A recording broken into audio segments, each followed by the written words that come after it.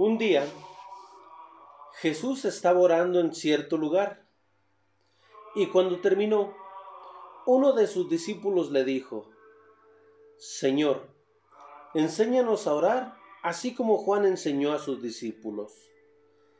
Él les dijo entonces: cuando oren, digan: Padre, santificado sea tu nombre, que venga tu reino. Danos cada día nuestro pan cotidiano. Perdona nuestros pecados, porque también nosotros perdonamos a aquellos que nos ofenden. Y no nos dejes caer en la tentación. Es del Evangelio de San Lucas, en el capítulo 11. De lo que acabo de leer, me quedo con el versículo 4. Perdona nuestros pecados, porque también nosotros perdonamos a aquellos que nos ofenden. Me ha tocado estar en muchas charlas, en muchos retiros, en muchas circunstancias de la vida en estos 26 años de caminar en la fe con Dios en la Iglesia Católica, donde he tenido que hablar del perdón. Soy una persona que ha vivido y que vive constantemente la misericordia de Dios cuando busco el sacramento de la reconciliación y veo cómo ese sacramento, el confesarme delante de Dios a través de un sacerdote, hace que hasta mi cuerpo se sienta así como que más ligerito, mi alma, toda mi conciencia, todo se siente distinto cuando me confieso. Pero también me ha tocado cometer muchos errores, la mayoría inconscientes, y algunos lo acepto que en mucha conciencia. Y aún así, cuando he buscado la misericordia de Dios, la he encontrado. Soy un experto entonces en pecar y también en recibir la misericordia de Dios. Por eso cuando me toca de pronto dar un tema del perdón, alguna charla o algo, y les digo a la gente, perdonar no es olvidar. Y eso lo debemos de tener bien claro. Cuando tú quieras perdonar a alguien, cuando tú te esfuerces por perdonar a alguien, una cosa es que perdones y una muy distinta es que olvides. No podemos olvidar lo que hemos hecho, porque estaríamos condenados a volver a repetirlo. Les pongo un ejemplo. Yo tengo algunos tatuajes en mi cuerpo. El dolor, en su momento ahí estuvo, el malestar, la hinchazón, después la cicatrización, las cáscaras, la resequedad, la comezón, la molestia. Allí estuvieron. Después ya cuando todo sanó, pues bueno, queda algo que a mi ver es bonito.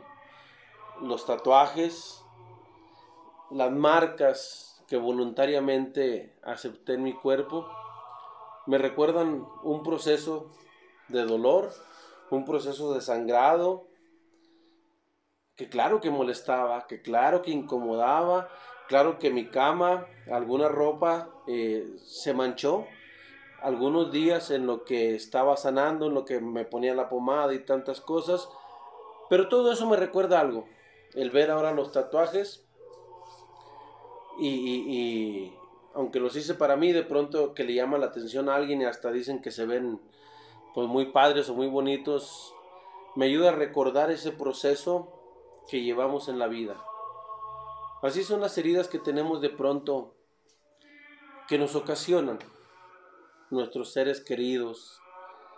Y eso es lo más triste, que de pronto lo que más nos duele no es lo que nos hacen los desconocidos. Eso inmediatamente casi lo olvidamos. Pero lo que nos ha hecho las personas en las que confiamos, en las que creemos, a las que amamos, en las que esperamos de pronto el apoyo y resulta que fueron las primeras que nos dañaron, esas cicatrices tardan mucho en sanar. Esas heridas tardan demasiado en llevar su proceso de sanación. Que de pronto cuando llego y le digo a la gente que hay que perdonar, que los invito, mejor dicho, a perdonar, se rebelan. Primero con ellos y después la mayoría de las veces estallan en cólera conmigo. Y lo entiendo, porque es una herida que traen, es algo que les duele. Pero de pronto me reprochan y me empiezan a contar todo lo que vivieron y me dicen, oye Lalo, oye Tigre, ¿quieres que en realidad perdone a esta persona? Y me empiezan a contar todo lo que hicieron, todo lo que vivieron y me dicen después entre desesperados gritos, entre el llanto, entre la rabia todavía, me dicen, ¿cómo esperas que perdone a esta persona por todo lo que me hizo? Entiendo ese malestar, ese deseo de pronto hasta de venganza. Pero la explicación es muy simple, hermano. Perdonar no es olvidar. Perdonar es liberarte de algo que no te pertenece. Quien te dañó lo hizo hace tiempo. Y esa persona que te dañó llegó a dejar en tu vida malestar, podredumbre, algo que da asco, algo que enferma. Pero hermano, esa persona lo hizo hace tanto tiempo y allí te lo dejó.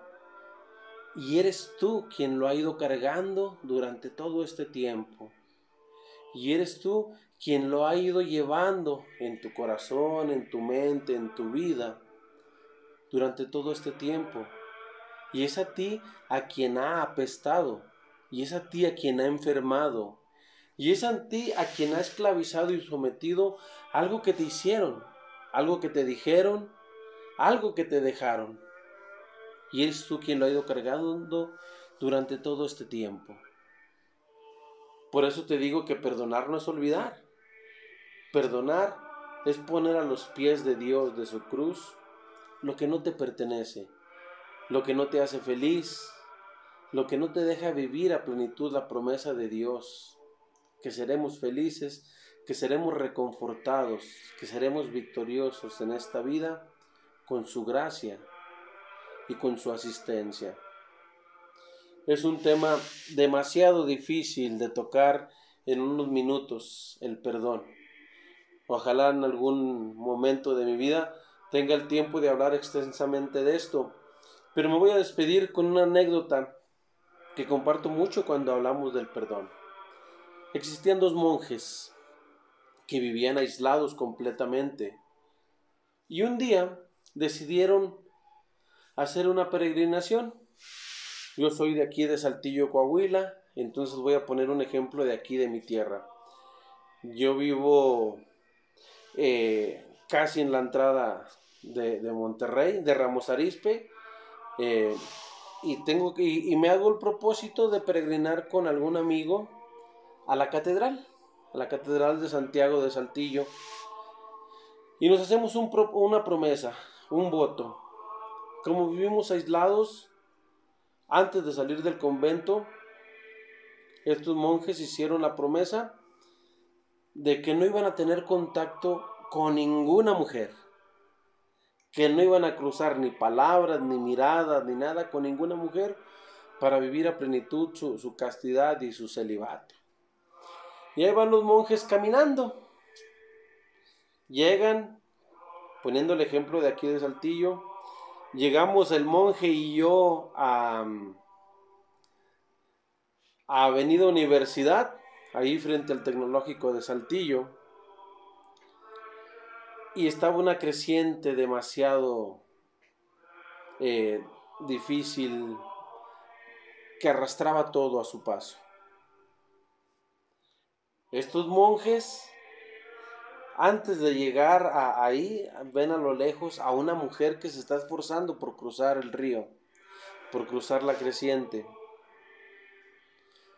Los monjes, uno de ellos ve a la mujer y dice, hicimos un voto, dice en su mente, no voy a tocar a esa mujer, es más, ya ni la voy a ver por la promesa que hice. Y el otro monje Al instante la carga la mujer, cruzan el río, la deja de ese lado del río y siguen caminando. Cuando ya están allí frente a la plaza de armas para entrar a la catedral, se detienen y le dice un monje al otro: oye, antes de entrar a catedral, tengo que decirte algo. Estoy muy indignado, muy ofendido, estoy muy desilusionado por lo que has hecho. Y le dice el otro monje: ¿de qué me hablas? Y me dice: cuando tú y yo salimos del convento hicimos una promesa, que no tendríamos contacto ni siquiera visual, mucho menos físico, con ninguna mujer. Y cuando llegamos allá al río, tú cargaste una mujer y la cruzaste. Y le dice el otro monje: ay, hermano, yo cargué a esa mujer y cuando cruzamos el río ahí la dejé. Y tú, sin haberla tocado, la sigues cargando hasta la entrada de catedral. Así nos pasa muchas veces en la vida, hermano. Así nos pasa muchas veces que de este lado de la avenida Universidad nos han hecho algo y que cuando cruzamos el río y estamos por llegar a catedral, nos indignamos y nos ofendemos por aquello que nos hicieron, y aquella persona que nos dañó quizás ya ni lo recuerda, y nosotros desde aquel entonces lo seguimos cargando. Pidámosle a Dios que nos dé la fuerza para poder vivir la experiencia en nuestras vidas del perdón. Te lo vuelvo a repetir, es un tema delicioso que podemos tocar en alguna otra ocasión, pero pidámosle a Dios que perdone nuestras ofensas, así como nosotros también perdonamos a aquellos que nos ofenden. Dios te bendiga, hermano.